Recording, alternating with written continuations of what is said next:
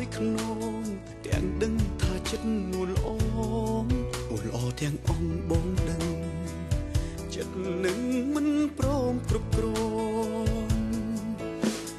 ក្រៅវិញនោះគេក៏ស្មងនឹងបងស្រឡាញ់ហ៊ានបងសងថាតើឲ្យធ្វើមិនដេចទៅជួយប្រាប់ផងជីវ៉ាឲ្យធ្វើយ៉ាងណាទើបត្រូវបើចិត្តនៅស្មងពីលពើតែត្រូវវងវាយមួយពេលបងសុំតោចិត្តស្មោះអ្នកទាំងពីរព្រោះពេលនេះស្រីត្រូវឃ្លាតឆ្ងាយពីរូបបងនេះគឺបងមិនល្អតែធ្វើឲ្យអូនជីវិតត្រូវសូន្យព្រោះតែបងសុំតោ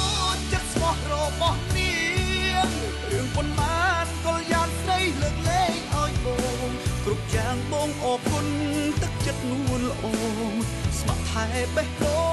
ងដែលបត់ចិត្តអូនព្រាមុន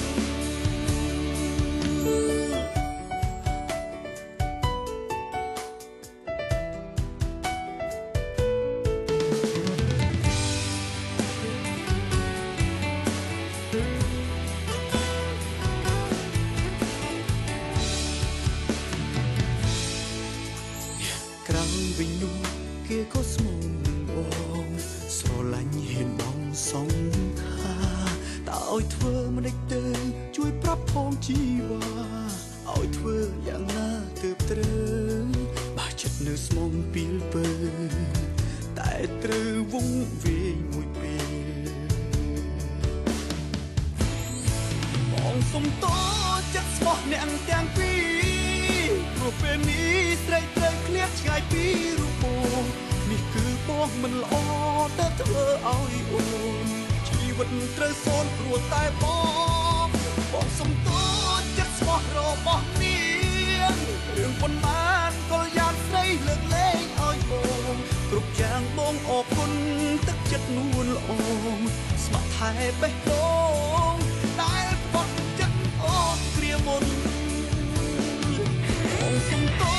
ចិត្តស្មោះអ្នកទាំងពីរព្រោះពេលនេះស្រីត្រូវឃ្លាតឆ្ងាយពីរូបបងនេះគឺបងមិនល្អ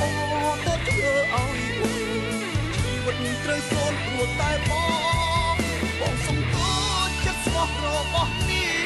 ងរឿងប៉ុន្មានក៏យ៉ាងស្រីលើកលែងឲ្យបងគ្រប់យ៉ាងបងអរគុណទឹកចិត្តនួនល្អ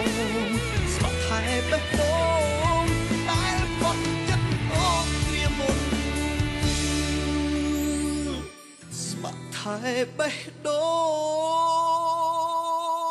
ងដែលក្បត់ចិត្តអូនគ្រាមុន